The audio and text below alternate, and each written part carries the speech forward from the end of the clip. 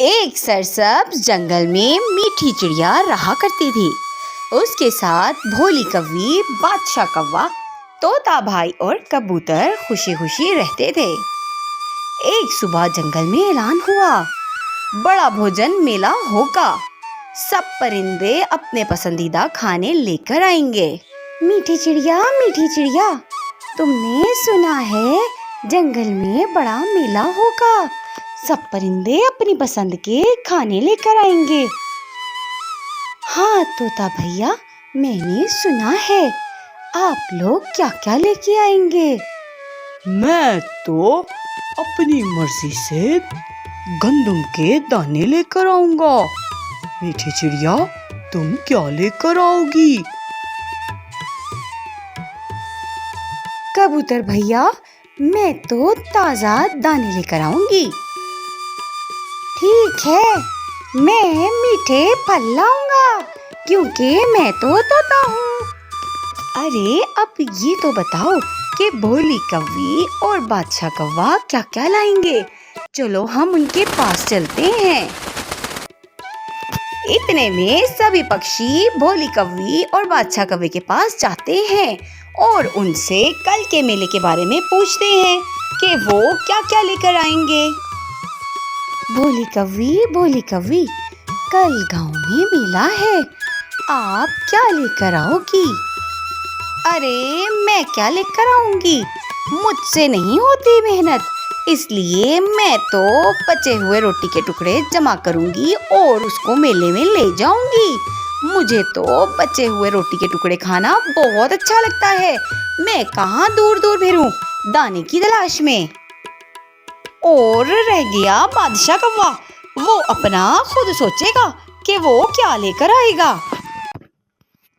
अगली सुबह सभी पक्षी अपनी पसंदीदा खाने लेकर मेले में पहुंच जाते हैं और वहां खाना लगाना शुरू करते हैं। इतने में बादशाह कौवा सब कुछ बैठा देख रहा होता है और वो सोच रहा होता है कि मैंने तो कुछ जमा ही नहीं किया, अब मैं क्या करूं। इतने में वो लालची कौवा सोचता है कि क्यों ना।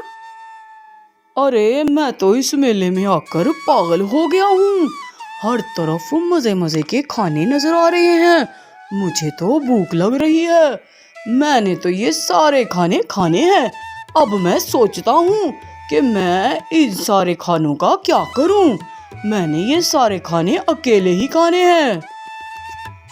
इतने में वो कौवा चुपके से जाता है और सारा खाना उठाता है और पत्थर के पीछे छुपाना शुरू कर देता है।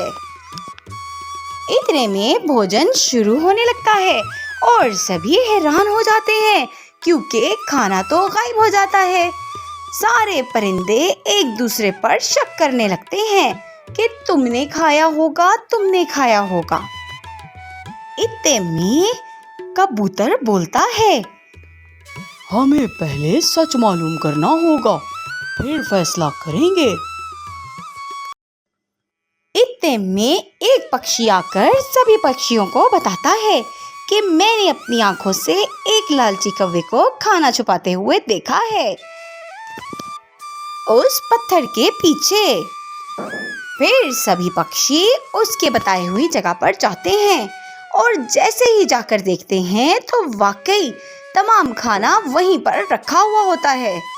लालची कौवा शर्मिंदा हो जाता है। उसने सर झुकाकर कहा, मुझसे गलती हो गई, मुझे दूसरों के साथ बांटकर खाना चाहिए था।